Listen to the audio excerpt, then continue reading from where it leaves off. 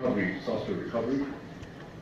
There are two Russian companies which are now working with Interpol in its innovation complex in Singapore in IT security and cyber security in particular, Kaspersky and Group IB.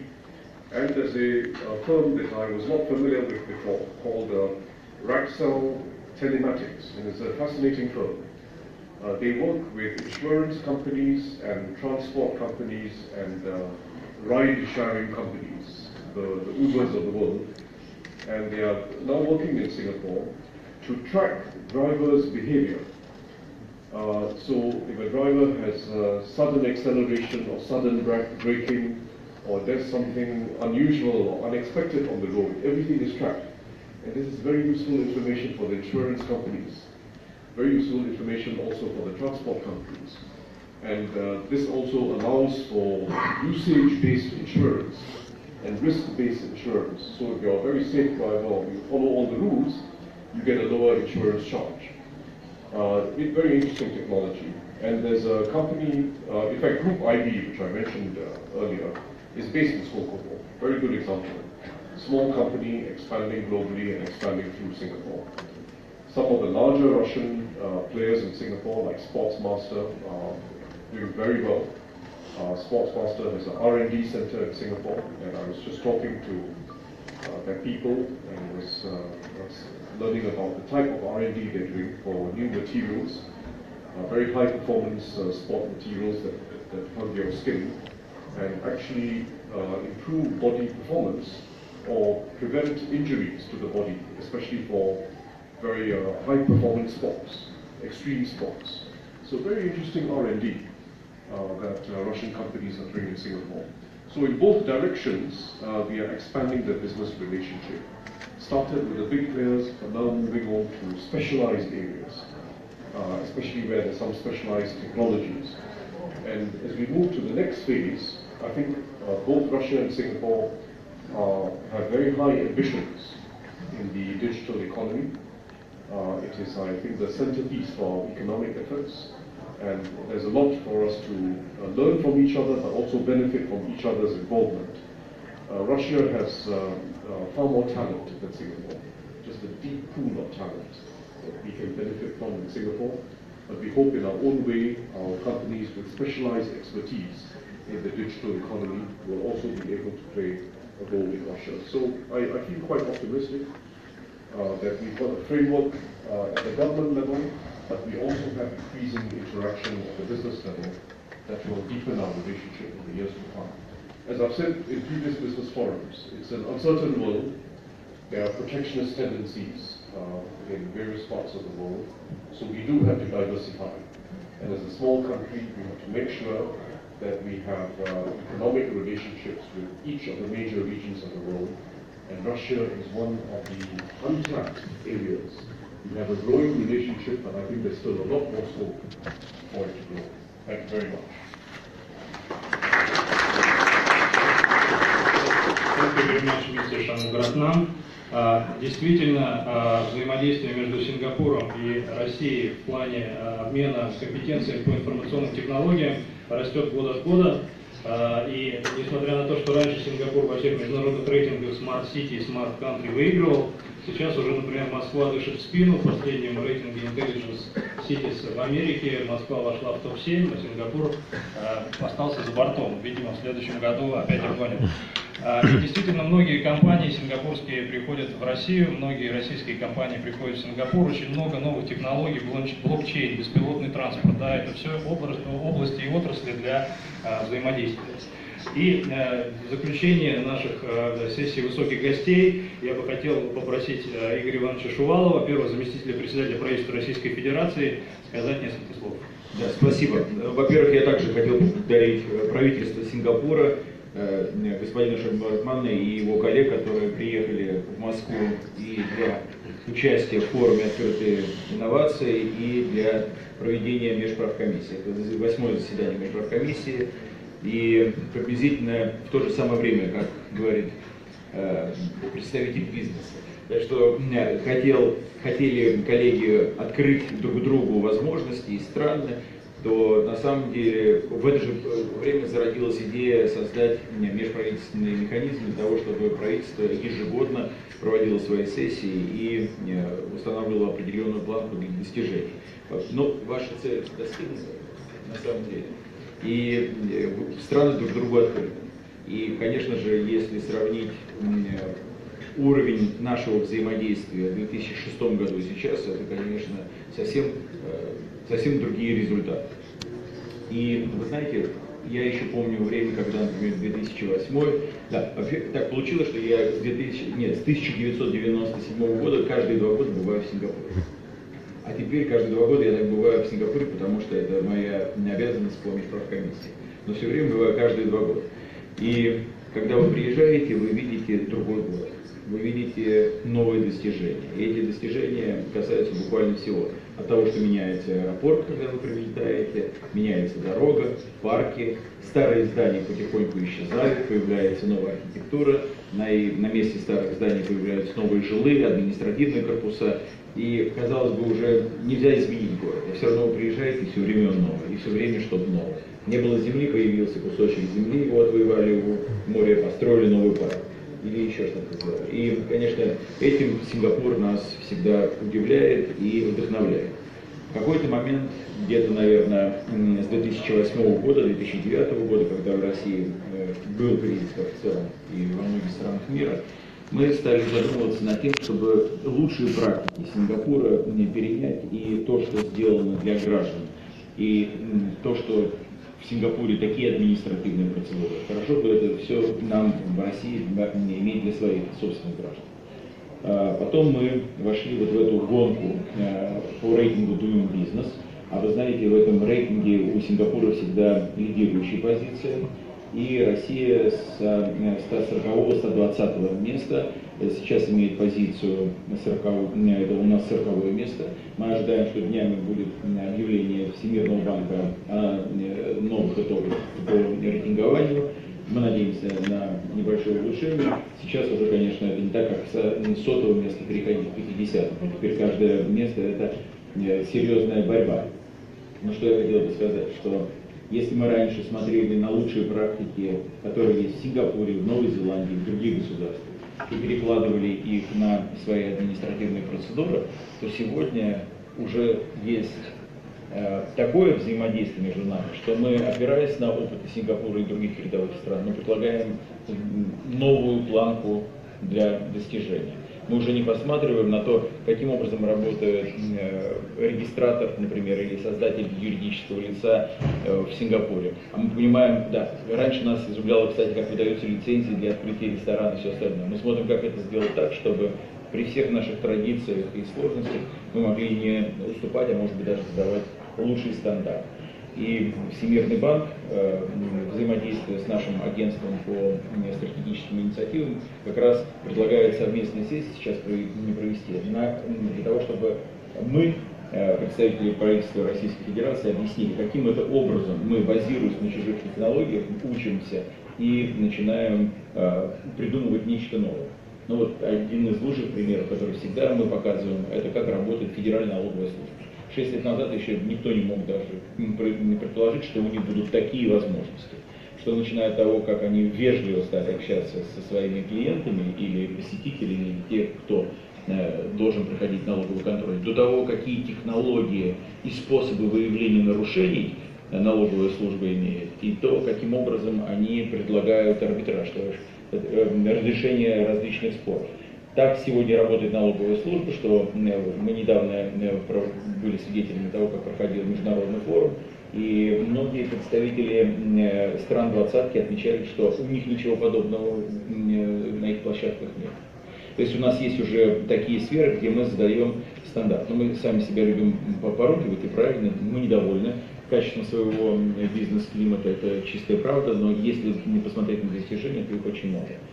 И, конечно же, я должен признать, что эти достижения, в том числе благодаря нашему взаимодействию с Сингапуром, потому что вот этот вот пример успеха, который мы видим в Сингапуре, он нас вдохновляет. То, что удалось Сингапуру совершить за 50 лет, это уникальный опыт. Этот опыт говорит о том, что люди конечно же, не волшебники, но если они могут научиться работать и сплачиваются вокруг своих лидеров, они могут добиваться совершенно неимоверных результатов. И Сингапур – страна, в которой нет ни минеральных ресурсов, ни даже питьевая вода, как вы знаете, импортируется. У них есть все. Главное, они демонстрируют успех и открытие таланта своих людей.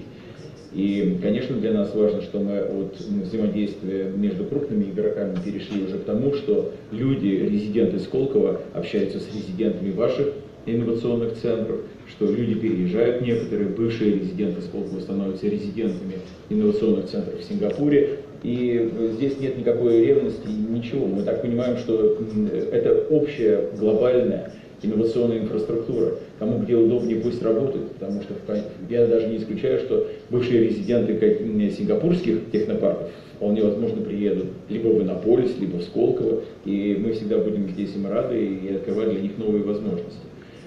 Что касается темы, которую вы хотели сегодня обсудить, Смартсити, знаете, у нас есть президентский приоритет, который называется «Комфортная городская среда и ЖКХ». Название может быть не очень хорошее, потому что как только скажешь слово ЖКХ или вот эта вот, значит, аббревиатура из 3 букв, то моментально люди видят нечто негативное. Но да, это был большой риск. Мы специально погрузили это в одну тему. Кстати, эксперты многие считают, что нужно это дело каким-то образом модифицировать и разъединить, поскольку то, что людей раздражает в городах сегодня, в сегодняшних городах России, это низкое качество услуги по обслуживанию дома и придомовых территорий. И современно это не совсем то, у нас благоустройство. Но городская среда и быть способной отвечать на нужды экономического развития. Это совсем новая характеристика. И мы, обучаясь тому, что такое современная городская среда, смотрим на то, как меняется Сингапур. Сингапур – современный город, который не останавливается ни в чем. Меняется то, что связано с транспортной системой, меняется все, что связано с энергетикой, с энергоэффективностью, архитектурными решениями, с тем, что сопровождает жизнь каждой семьи, это образование и здравоохранение. То есть город меняется постоянно. И вот этот темп и способность меняться нам, конечно, бы хотелось перенять для развития российских городов. И не только крупнейших городов. Вы знаете, что у нас 15 городов, причем население свыше 1 миллиона человек.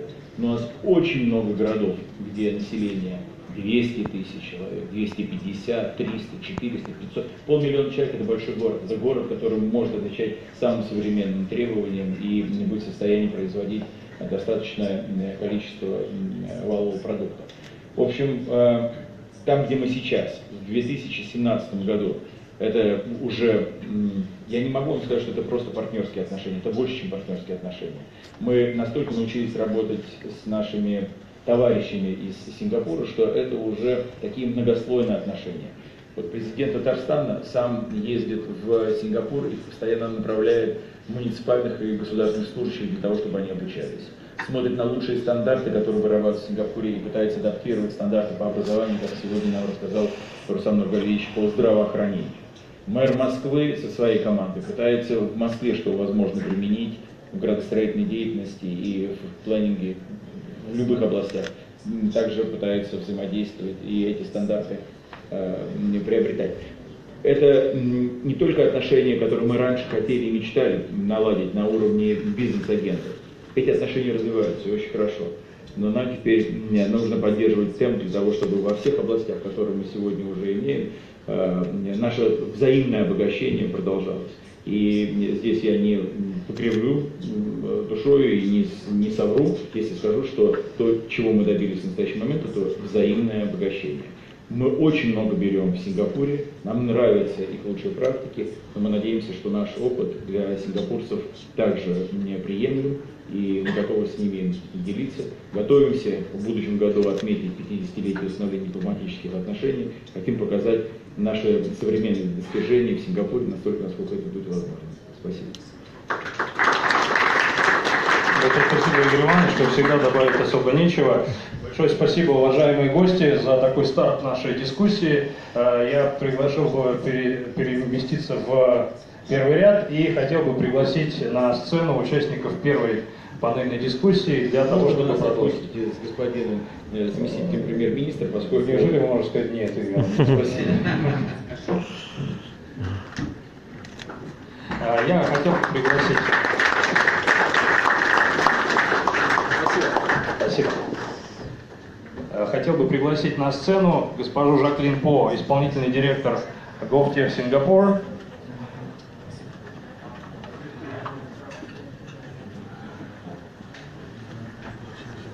Владимира Васильева, ректора Санкт-Петербургского национального исследовательского университета информатики, информационных технологий, механики и оптики, Бориса Глазкова, вице-президента ПАО Ростелеком, и Бориса Рябова, управляющего партнера Bright Capital. Если можно, потихонечку занимать свои места и начнем двигаться дальше. Ее место.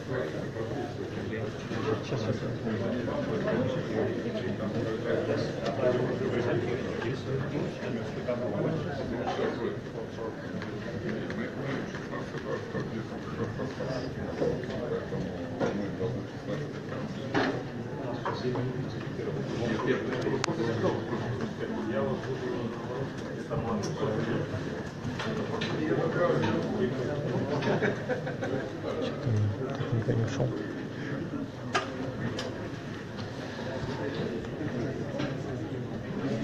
Наша первая панельная дискуссия, она посвящена роли государства в становлении и внедрении умных городов. Все-таки государство это больше потребитель или государство это больше регулятор? Действительно важная развилка или дилемма, которую хотелось бы обсудить и поговорить. В 2014 году в Сингапуре была утверждена программа Smart Nation. Для реализации программы было создано специальное подразделение GovTech Сингапур.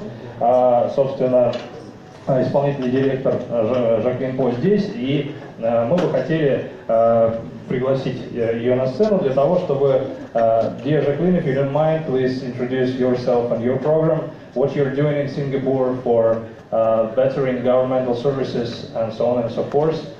И у нас ключевой спикер, ключевая презентация. Please welcome and please switch on the presentation, Jacqueline. Thank you very much. Can you all hear me at the back? And I'll use this mic. A very warm welcome to everyone here, especially all our friends from Russia. Good afternoon, Your Excellencies, distinguished guests, ladies and gentlemen. Our interest in Russia is real.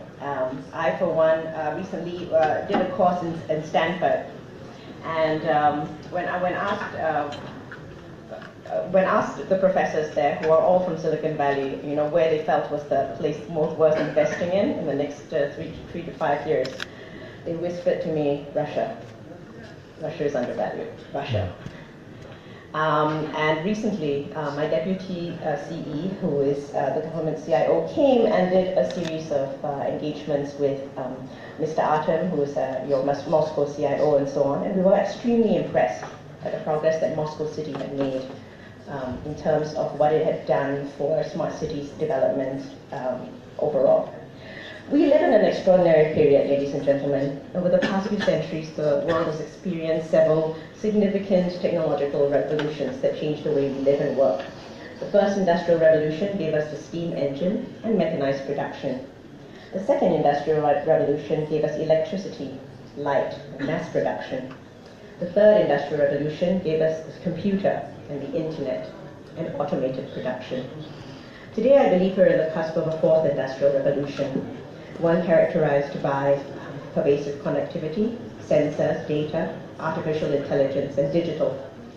And this could well lead to possibly autonomous production. Industry 4.0 is driving the changes we in Singapore have been calling Smart Nation as our vision. To prosper and stay relevant in the world, we think Singapore has to embrace the digital revolution, just as in the past we embraced globalization and industrialization. We need to exploit technology for the benefit of our people, because Singapore's development has been all about staying relevant globally, anticipating the future, and repositioning ourselves amongst changing global tides. We believe we're approaching this from a position of strength. We are small, compact, we have a digitally literate population, We have good infrastructure, high-speed connectivity, and high smartphone penetration. All our existing government systems put us at the forefront globally, from ICA, IRAS, and NLB's library books. We have a pool of talent that actually do perform well in the STEM disciplines. Maybe not as well as Russia, because your pool is very much larger, but we do well and we pay attention to science and mathematics. And we have a great demand for higher wages for infocom technology professionals in Singapore and engineers. I know this, I run a very large engineering outfit, it's expensive. We have a vibrant innovation ecosystem with an expanding number of local and international startups. Our vision for a smart nation includes really a digital economy fueled by new opportunities, a digital government utilizing technology to serve citizens better, and a digital society participating, working, playing, and living better.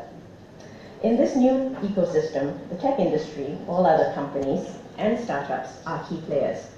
But we believe that especially for a small state, the government also plays a very crucial role to lay the groundwork for the adoption of these new technologies.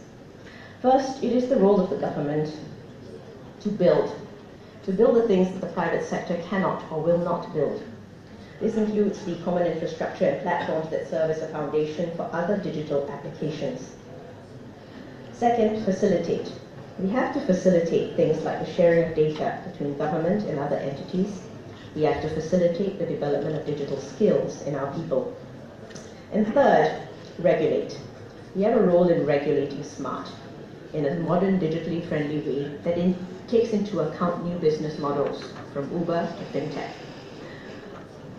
Let me begin with build. Singapore happens to be #1 in the World Economic Forum's Global Network Readiness Index. And this is due to a strong foundation in infrastructure, platforms, and products. 3 years ago, we completed our open access nationwide broadband network. This has provided cheap and ultra-high-speed internet across the country. The internet is ubiquitous in Singapore. We are building on this broadband network by extending it to connect not just people, but to connect things. The Smart Nation Sensor Platform is a nationwide network connecting CCTVs, environmental and other sensors on 110,000 smart street lamps and will provide a massive stream of assorted data for analysis and operations. Fed into a data exchange, this data will be available to all the relevant parties for sense-making and city management. The infrastructure, which supports other digital platforms as well. Digital society and economy is one that swaps the inconveniences and costs of cash circulation for open-loop electronic payments. So cashless is one of our big moves in the next 1 or 2 years. We have something called Pay Now, which enables individuals to transfer money instantaneously and directly to one another, regardless of which bank they're banking with, simply by using a mobile number. This is not an e-wallet. It is no longer a need to remember bank account details or e-wallets. In just 5 weeks, Pay Now achieved over half a million registrations, with over $10 million changing hands. Later this year, our nationwide QR code standard, SGQR, will be introduced to help retailers to do these transactions. A smart nation also requires a reliable national digital identity. Singaporeans have had one since 2013, and it's called SingPass, a one-stop digital authentication to e-government services. The new National Digital Identity System enlarges SingPass to include digital signatures, so you don't have to sign anymore using a PIN, and access to private sector services like banking and healthcare.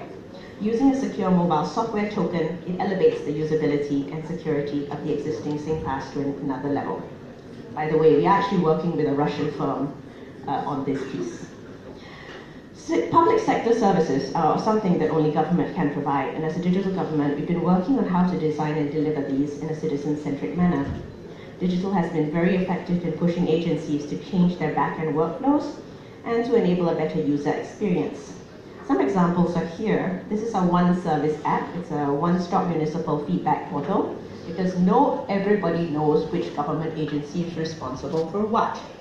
But with this app, user feedback from potholes to dead animals on the street will be automatically routed to the right agency, and a quick response is guaranteed. Health Hub is an app which puts our citizens' healthcare records from the National Electronic Healthcare Database onto their mobile phones. Of course, you need the digital identity for that to work. Users can utilize the app to check on their health records and make medical appointments at clinics and other places. And if you are a parent, you can also check on your children's vaccination and other school health records. I do it all the time. The next step is one-stop medical bill payments on Health Hub. In education, one problem that plagues countries worldwide is the disparity of teaching standards between schools. It is normal, even in countries like ours, which manage our teacher quality and curriculum very tightly. Our new digital platform, called the Student Learning Space, supports our aim to make every school a good school. Teachers can share lessons and strategies between schools, and students from all 355 schools can access curated learning resources across all major subjects, and they can get access to grades that they're not even at yet. So this will level the playing field for all students. But not all government e-services need to be large platforms and applications. Sometimes it's just small conveniences that involve changing processes, like the fact that in Singapore, most taxpayers do not have to file tax returns. These are automatically calculated using data from the companies they work for. These changes, of course, have involved government's role in facilitation, especially for data collection and sharing. We have a very actively used open data website called data.gov.sg. Launched back in 2011, it was to access data sets from multiple agencies. But now, using charts and blogs, we make government data relevant and understandable to the public. Users are able to easily locate and visualize data in 1,230 data sets across 9 domains, and over 300 apps have been created using open data in recent years, especially those using the property and transport APIs. Its sister site, sensor.gov.sg, is in the pipeline, and this is closely integrated with the Smart Nation sensor platform to access and subscribe to a multitude of sensor data. A digital society needs us to facilitate the development also of digital skills in our people. We have increased needs for capabilities in software development, cybersecurity, data science, and so on. And our ICT professionals need to be equipped with the relevant skills. In the first year of our Skills Future movement, around 130,000 benefited, with ICT being the most popular course. But it is really every worker that we're aiming to train in digital workplace skills like analytics. And it is every senior Singaporean that we want to equip with the basics, like using mobile transport apps. To promote the kind of innovative solutions that a digital economy needs, we also take steps to foster the kind of healthy startup ecosystem. Startups in Singapore do not have the huge domestic markets of China or Russia, but they do enjoy some advantages. We have access to the great up-and-coming tech markets in Southeast Asia, which are at least equal to the US in population size. There are a variety of subsidies and business grants, and complemented by a mature VC landscape that matches early-stage investments in a one-to-one basis. Allow me to share a couple of recent successes. Singapore has this company called Grab. It's a rival to Uber, and it's raised 750 million in fresh capital from SoftBank recently. There was also a company called Pi, which is a work messaging platform acquired recently by Google. The startup ecosystem in Singapore is valued at $11 billion and is increasingly ranked among the top 10 in the world. Lastly, I think we should always touch on smart regulation. Many digital ecosystems think of government as part of the problem and not part of the solution. Singapore is adamant that we do want a pro-enterprise and pro-innovation ecosystem while managing the risks. Establishing standards is key because they provide a common set of guidelines on architecture. This allows stakeholders to understand, design, and implement solutions.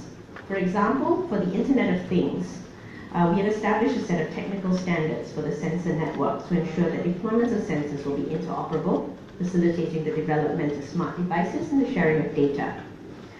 Where fast progress is being made, such as in a very regulated industry, we have been establishing what we call regulatory sandboxes. For example, autonomous vehicles and fintech raise possible ethical, social, and economic concerns, but they are great industries and they are great areas of technological progress. So what we do in Singapore is to provide them with a sandbox to test the ideas within certain restrictions, while exempting them from existing regulations. Autonomous vehicles, driverless cars, are exempt from the need to have necessarily a human operator if they are tested within certain districts. Fintech players can test their products and technologies without meeting all the regulatory requirements of the central bank. So this encourages innovation by providing a safe place for experimentation and helping us to design regulations for the future. Lastly, I'm often asked to address issues of security and privacy for a smart nation. Obviously, if we have an exploding population of internet-connected individuals, organizations, and devices, there will be an ever-expanding threat surface for cyber criminals. Like many countries, we are enacting very tough cybersecurity laws. Unlike most countries, we did create a dedicated cybersecurity agency 2 years ago to implement a comprehensive national strategy. This includes having cyber warriors in our national service, info-sharing partnerships, building our cyber industry, and defending critical infocom infrastructure. Privacy in a smart nation is another major issue. Our Personal Data Protection Act deals with the secure storage, use, transmission, and destruction of personal data. In the Singapore government, for example, we use an API exchange called APEX. It's a platform to facilitate interagency or public-private data sharing with the right and proper access without requiring massive data lakes to be formed. Now, I don't know how this fourth industrial revolution is going to change the landscape of how we operate and live our lives. I think that when people in the 19th century looked at industrialization, they weren't really thinking about the new concepts that would follow, like retirement. In the early 20th century, when commentators addressed globalization, they weren't really thinking about how fake news could fly around the world while the truth was still putting on its shoes. Revolutions don't just add new lines of business, don't just add new government projects, they actually change the way that society is ordered.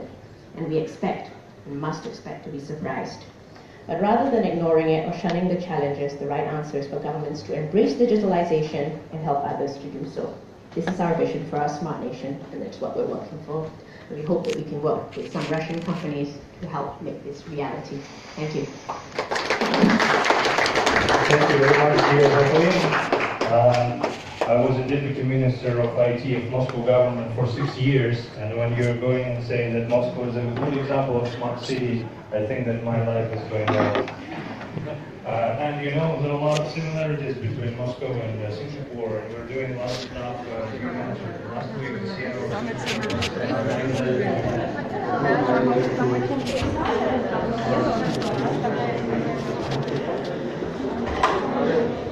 Экономика отстает, у нее есть потенциал для роста. Поэтому, безусловно, для меня, для нас, именно интернет-бизнес, цифровой бизнес является основным сердцем этой экосистемы.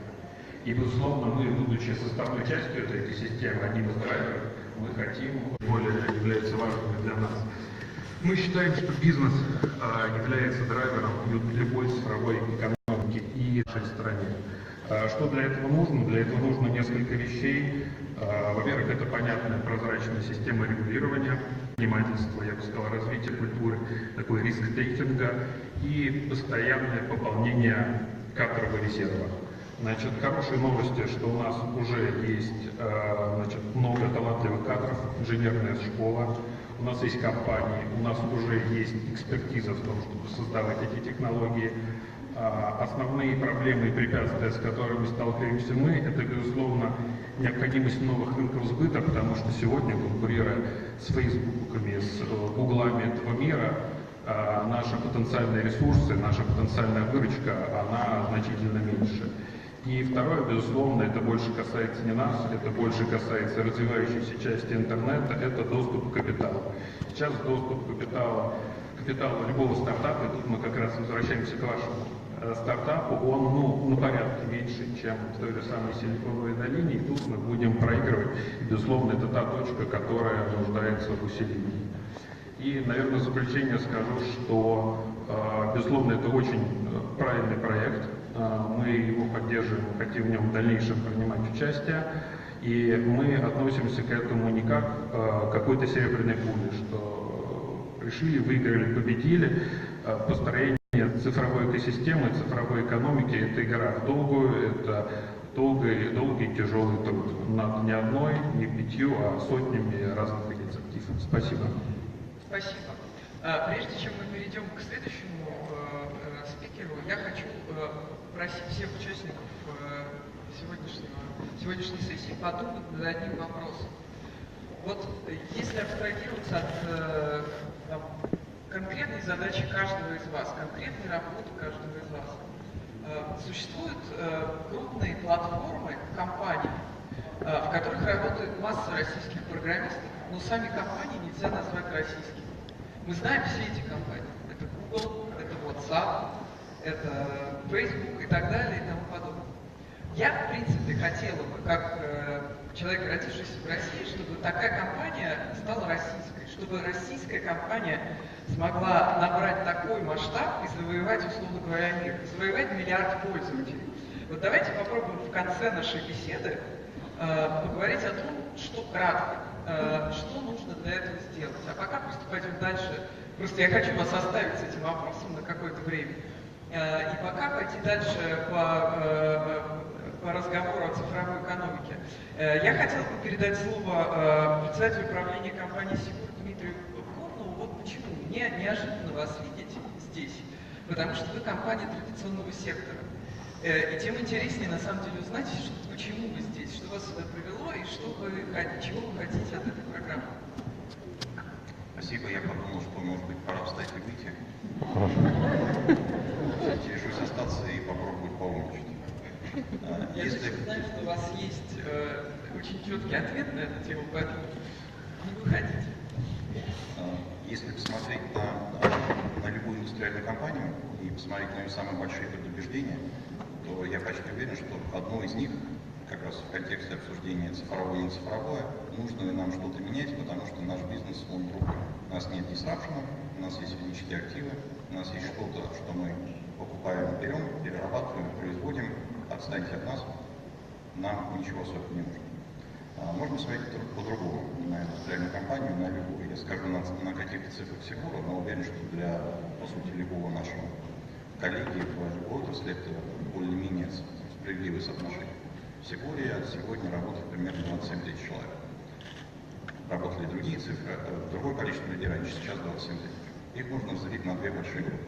Одна группа, порядка 18 тысяч, это те, кто непосредственно занимается производством, те, кто производит, обслуживает оборудование, связано с оборудованием и с технологическим процессом. 9 тысяч все остальные. Вот, если посмотреть на ту часть, которой все остальные, 9 тысяч, то disruption там такой же, как и в индустриях, о которых все говорят, банки, телекомы и прочее, где сама бизнес-модель не будет существовать, или сегодняшний вид банка не будет существовать через 5 лет. Сервисы в широком смысле в индустриальной компании, в моем личном убеждении, через 5-7 лет существовать не будут.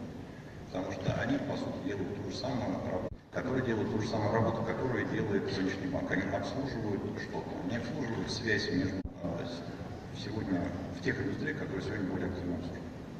И в этой части для нас нет, наверное, ситуации, если мы не изменимся, то мы не выживем, но точно вот эта наша часть сервиса у нас существенно будет другой. Интересно вернуться к той части, которая 2/3, это та часть, которая непосредственно связана с производством. Здесь тем более не будет модели, если мы не изменимся, если мы не будем цифровыми, то у нас не будет существовать, возвращаясь к теме про физические активы. Но в чем я уверен, что тот, кто использует сегодняшние возможности или появляющиеся возможности, которые есть в цифровых технологиях, тот будет зарабатывать себе право жить дальше, развиваться. А те, кто это не сделает, они не будут в этом состоянии, чем они стоят. Если говорить о каких-то наблюдениях по этой промышленной части и по технологиям, то я думаю, что как большинство других компаний мы много что пробуем. И несколько выводов, которые мы видим, и которые многих останавливают, как мне кажется, из коллег, с которыми мы обсуждаем. Практически, почти всегда исторически были пользователи. есть мы выдали какое-то решение, которое кто-то разрабатывал, брали его себе, адаптировали достаточно быстро. Сейчас пропорция между алгоритмом, железом, софтом и адаптацией очень существенно изменилась. То есть есть технологии, которые могут быть применимы к нам и существенно улучшать наши процессы, но при этом их применение непосредственно требует адаптации и совместной работы тех, кто понимает процесс, то есть нас, и тех, кто приносит эту технологию. Вот этот процент усилий по адаптации существенно выше, чем во многих других индустриальных решениях, которые использовались в других поколениях до этого. И вот через это, через другую организацию работы гораздо больше внутренних усилий, чтобы адаптировать идеи или технологии, которые вокруг нас находятся. Многие компании, очевидно, что сталкиваются со сложностями сделать этот шаг, потому что исторически, как я сказал, мы были пользователи. Мы покупали с рынка решения, которое улучшало наш процесс. Адаптировать и дорабатывать для себя мы не привыкли. Я обобщаю за вообще всей индустрии, понятно, что это слишком сильно обобщение, но мне кажется, эта проблема существует.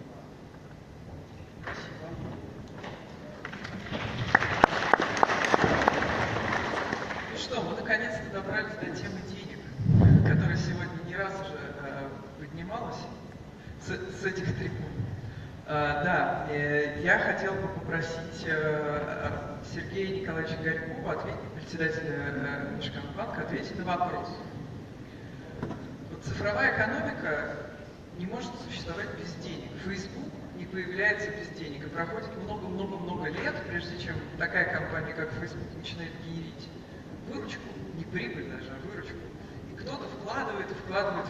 Это венчурные деньги, они приходят на определенных условиях. В том смысле, что люди, которые дают эти деньги, берут на себя определенный риск, что проект может не состояться, проект может обанкротиться.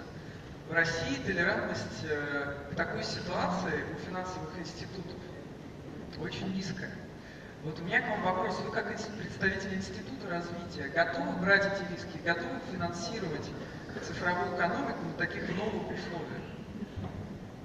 Давайте я начну с того, что я согласен с Андреем Ильичем, то, что он сегодня сказал, что цифровая экономика – это понятие скорее философское, чем в реальности IT или не IT, или даже интернет. На самом деле это, скорее всего, синоним новой экономики. Просто флагманом изменения новой экономики стала цифра, поэтому это стало очевидно, это стало двигаться. Как такой устойчивый. И важно, что государство сейчас определилось наше, что есть цифровая экономика, что ей надо заниматься, есть такие приоритеты, которые были выделены, да, и в государственной программе правительства также. Но что очень важно, о чем вы правильно говорите, что сейчас, наверное, важнейший момент, который самая большая ахиллесова пята российских инноваций заключается в том, что у нас, конечно, достаточно большие сложности с экзитом. Что мы видим? Что у нас много компаний или не получают достаточно финансирования, или не совершают экзиты и вынуждены, к примеру, перемещаться куда-то, о чем мы говорили. Да? Это касается маленьких компаний, касается просто людей, которые не видят, наверное, возможности реализоваться. В этом есть несколько проблем. С одной стороны, это то, что у нас не совсем достроена экосистема. С другой стороны, то, что, конечно, мы не такой большой рынок, Андрей Иванович сказал, что у нас не такой большой рынок, который позволяет все инновации и технологии развивать. Как из этого выходить? И здесь, наверное, это главный вопрос, который сейчас должен волновать нас, как Институт развития в целом, другие институты развития. Да? Мы с вами имеем технологические заделы, они есть, у нас есть прекрасное Сколково, у нас есть достаточно большое количество стартапов, которые возникают, многие представители здесь есть, но дальше возникает много-много вопросов. Да? Как преодолевать этот барьер? Надо в первую очередь понимать, что рынок недостаточен, но мы находимся близко к другому очень большому рынку. Это азиатскому рынку, это Китай и Индия.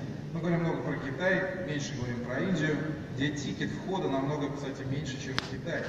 И поэтому это означает, что нам нужно комбинировать разные возможности, привлекая деньги, да, действительно беря на себя риск, и создавая семейство фондов, о чем группа инноваций сейчас и занимается, для того, чтобы создать совместно с компаниями, крупными компаниями, фонды, и не просто, или с другими компаниями, иностранными фондами, которые могли бы поддерживать экзиты. Эти экзиты можно осуществлять на разных рынках. Вот мы считаем, что азиатский рынок для нас оптимально близок и возможен для того, чтобы разгонять инновации в России. Но надо не забывать о том, что Россия, тем не менее, должна еще и фокусироваться на создании центров компетенции мирового уровня. Это возможно сделать. Например, блокчейн, который один из проектов, которые мы продвигаем. И в октябре мы откроем мировой такой центр компетенций, потому что блокчейн-технология все-таки совершенно нового поколения. И это цифровая экономика, очевидно цифровая экономика, хотя это не единственная disruption technology, которая будет менять мир. Вчера у нас на этом же сессии, вот здесь же состоялся разговор, присутствовал полный зал по квантовым технологиям. И квантовые технологии тоже близки. Сейчас вот MIT написала новый отчет, что через 5 лет они считают, что квантовый компьютер все-таки будет реалистичен и создан. Это создает совершенно новый эффект для огромного количества технологий в целом. И цифровых, и нецифровых, и других. Поэтому и не надо забывать, конечно, про искусственный интеллект, потому что искусственный интеллект, хотя сейчас все больше говорят про конвергентные технологии, а не только про искусственный интеллект. Наверное, если кто посмотрел фильм «Бегущий по лезвию» 2049, то, что вышел на прошлой неделе, можно сказать, конечно, не знаю, хотим ли мы такого будущего, но будущее, которое изобразил в данном случае этот фильм, оно, конечно, ужасно, с искусственным интеллектом, с киборгами, но без возможности, наверное, нормальной жизни. Об этом тоже мы должны дать ответ, насколько регуляторика для этого важна. Что еще важно? Конечно, важно создать в стране, чтобы было позитивное отношение в целом к инновациям. Это очень важно. Потому что климат это не только в том, чтобы инновации были восприняты, но чтобы это стало модно. Вот важно, чтобы это было в тренде, чтобы это было на хайпе. Вот хайп это тоже важнейшая часть направления. Вот мы с НТВ тоже стартуем такую программу, которая позволит реалити-шоу для инноваторов, оно в декабре начнется.